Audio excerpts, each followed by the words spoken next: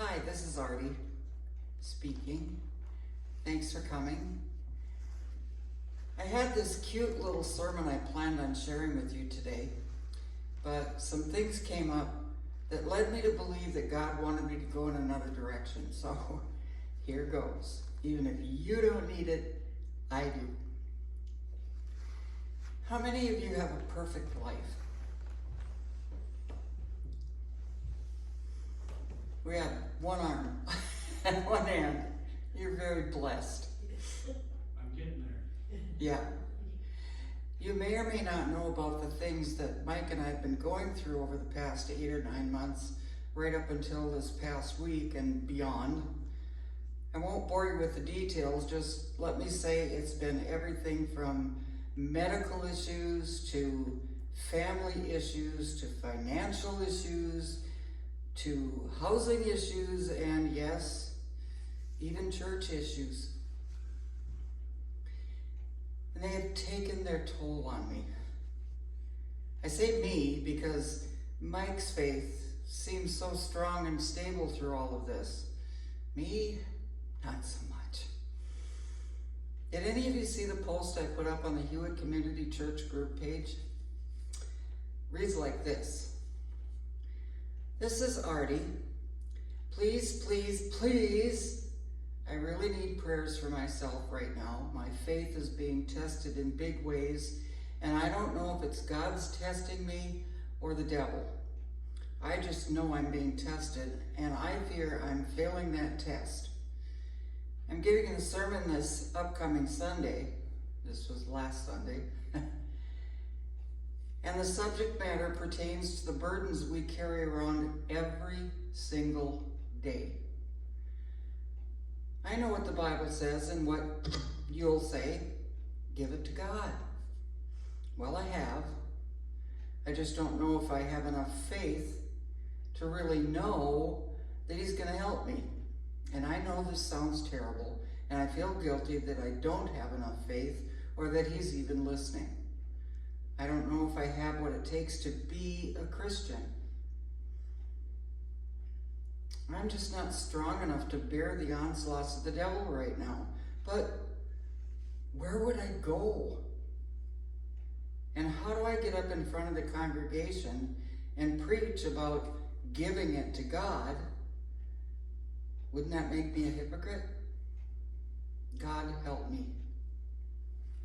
That was the post. Have any of you felt the same way sometimes? I was desperate for answers. Why couldn't I just let go and let God? Well, I truly believe that Satan has made me a target. And he has unleashed a world of hurt and confusion on me. Now, don't get me wrong, I don't want anybody feeling sorry for me. It's just all reminded me that, well, we need God, and that's for sure. And I'm going to talk about that. But we really need each other, too. We live in a world that has gone absolutely stark raving nuts. And we need encouragement because we face evil today like has never been seen. And we can't do it in our own strength. But first, let's talk about encouragement. Sometimes when we hear the word encouragement, there's a tendency to think, oh, that's for somebody else. For some reason, we think that the need to be encouraged is a sign of weakness or deficiency. Folks, even great Bible characters needed encouragement. Joshua needed encouragement. David needed encouragement. If these great men of the Bible needed encouragement, how much more so you and I? But we've got this thing in Western culture called my space. Don't invade my space. But we can't do that as believers. Christianity is a non-spectator faith. We can't just sit back and hope for the best. Now, evil will end someday, but in the meantime, we have to remember that the moment we wake up, we're in a war. Ephesians 6:10 through 18 reminds us that we need to put on the whole armor of God so we can fight against the devil's evil tricks. And one of his tricks is deceit. I told my Bible study class that Satan hasn't changed tactics since Eve. All he had to do with Eve was to deceive her into believing that God wasn't telling her the truth. Will you really die if you eat that fruit?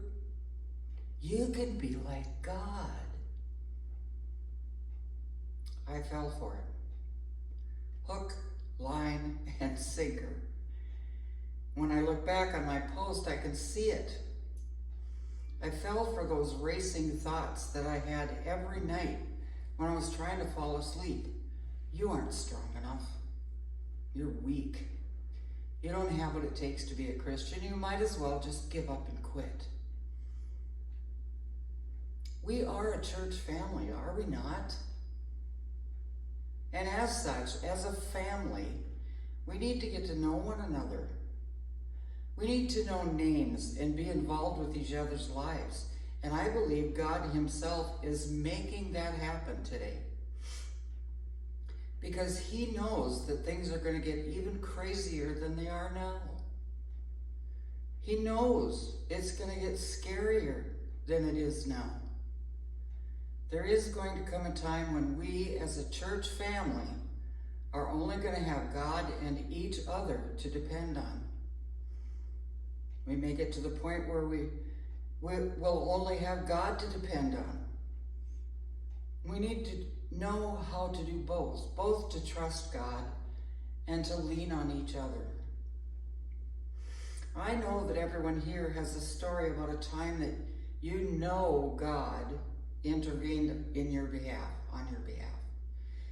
Maybe it was a case where that car screamed through the intersection, just barely missing you. Or maybe it was a time when you were supposed to be one place, but you were in another place, and bad things happened in that place that you were supposed to be at. But because you were over here, you weren't in on it. What's the saying? There, but for the grace of God, go I. Don't those things build your trust in God? I want to tell you about a study that was done in the late 50s in San Francisco, where a psychologist was studying wharf rats that lived in the harbor. Now, he took 10 rats from the harbor and he put them into this aquarium and he timed them to see how long they lived before they drowned. It took 3 minutes for them to drown and die. He removed them from the aquarium and he went and got 10 more rats and he put them into the aquarium. But at the 3-minute mark, when it looked like they were about to drown, he reached in and pulled them out, dried them off, warmed them up, and after an hour, he put them back in the aquarium. 3 minutes went to 15 minutes. When they started to drown, he reached in, scooped them up, dried them off, warmed them up, and after an hour, he put them back in. 15 minutes of swimming went to an hour. Well, you get the picture, rinse and repeat, so to speak. After an hour, he put them back into the aquarium, and this time they swam for 2 hours before succumbing to drowning. What happened? Well, they began to trust that in their moment of absolute despair, that hand would reach in and save them. Dear church, if a rat can learn that, why can't we learn it? So yes, absolutely, trust God. You know he's done it before. Trust him to do it again. But if you get to that point where I was at, and you just need somebody to talk to, call me or someone that you trust. Don't isolate yourself, because I can guarantee you Satan would love nothing more than to get you isolated from your church family. And I want to encourage each and every one of you to keep in touch with each other, not just on Sundays or on Tuesdays at Bible study. Check on each other to see if people are doing okay. We can't expect Pastor Ken to do it all. And don't be ashamed to reach out if you need help. Remember, even Joshua and David needed encouragement. Amen.